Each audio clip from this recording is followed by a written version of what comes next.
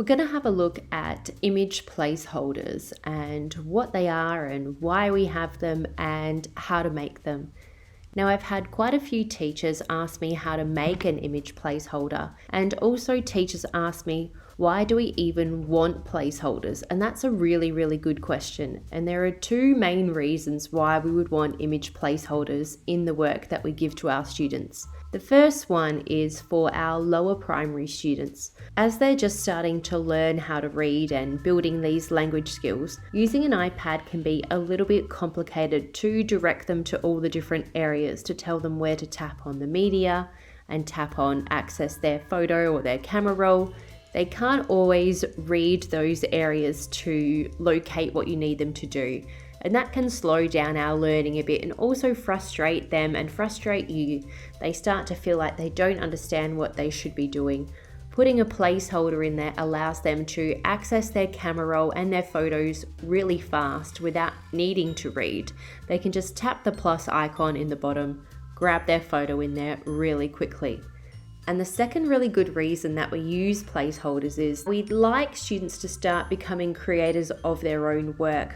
But before they get to that stage, sometimes they need a little bit of guidance. And what you see on the screen right now can be something that seems quite familiar to you from what students make. They don't really yet have a sensibility of design. They're still young and they're still learning, and we need to guide them first with some good design principles to help them learn where to put pictures, how many pictures, the quality of pictures, things as well like the type of text, how many font types, the size, the color. And you can see on here you've got lots of different font types, sizes and colors happening. We've got a range of pictures happening. You've got cartoon pictures mixed in with real photos, and we've got photos with watermarks on them. And that's not really what we want. Sometimes I think students just love to try and show you as many photos as they can on the topic.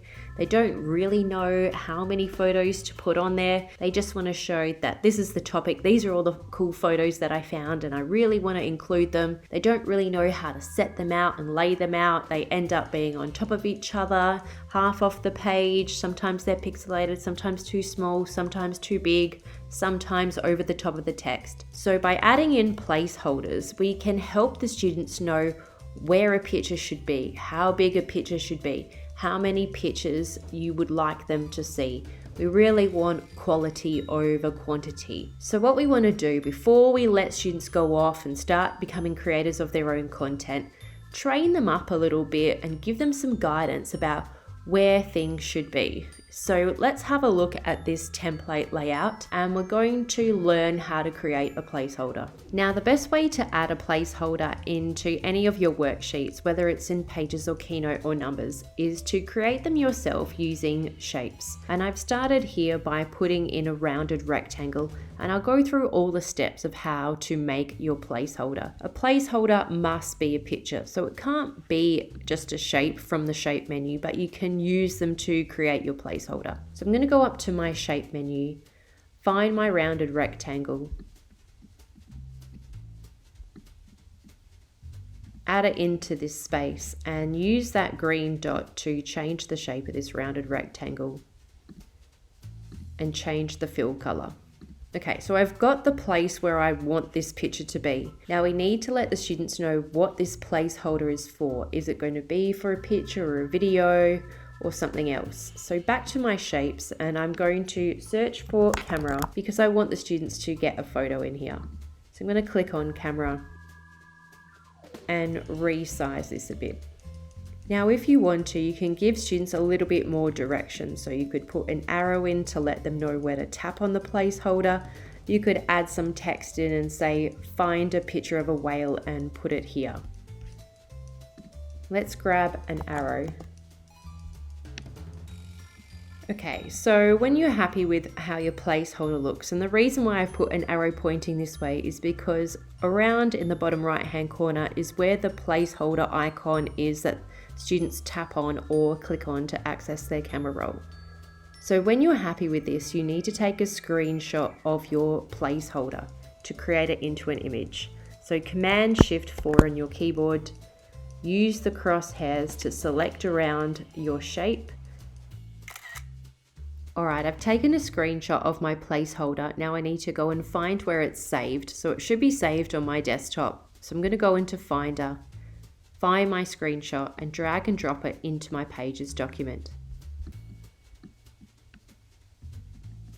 Move it into place, and if it moves any of the text around like what mine just did, go into Arrange and in Text Wrap choose None, and then your text should pop back up where it needs to be. Now to create this into a placeholder, make sure it's selected, and you know it's selected because you can see the handlers around the outside. If I click off it, they go away. So click on your placeholder, make sure you can see those square handlers around the outside, and then coming up to the menu at the top, click on Format, Advanced, and choose Define as Media Placeholder. And you can see in the bottom right hand corner, if I click on this, I can now access my photos. And when I find the picture of the whale I want, I can click on it and it should go straight into that placeholder for me. And then if I was a student, I might want to make that picture stand out a little bit more with a border or a picture frame. So what we've done for our students is being able to create a nice simple layout for them to follow with very visual clues about where to put their picture in. So if I just undo this and go back to my placeholder, you can see it's really easy for a student to know where to put their picture or how many pictures to put, the size, and how to crop it to that space. You might also want to use placeholders if you're going to create a multimodal type project. So for example, if you want to pull in things from clips, so you might want to get your students to explain further the dot points that are on this side of the page.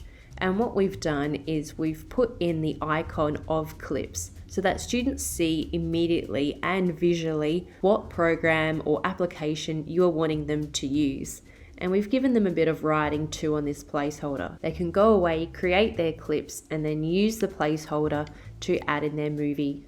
You might also want to do something where you just put the application logo there. So this one is for Sketches School. And then students know they have to make their own picture by sketching out a whale or something like that.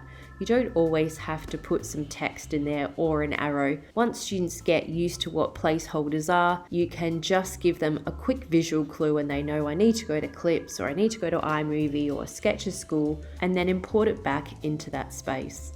And it becomes really easy and really handy for you. And then you can start getting nice, neater work, and the students will develop those design skills subtly without them even realizing that they're doing it.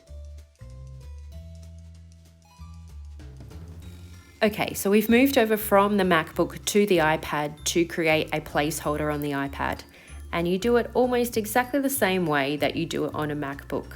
So I'm going to add my shapes in to create my placeholder. So I'm going to go to plus, tap on my rounded rectangle, move it into place, resize with the blue handler dots, reshape with the green dot.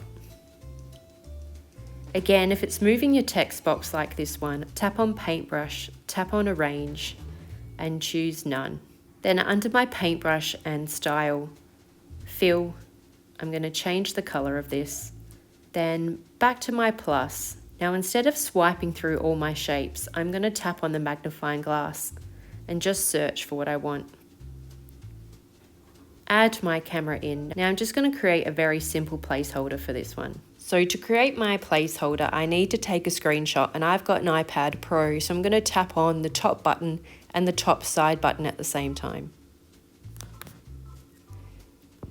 And tap on my screenshot, and I'm going to crop it to that space.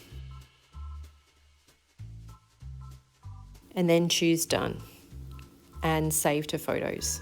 If you have an older style iPad, to create a screenshot, tap on your top button and the home button at the same time.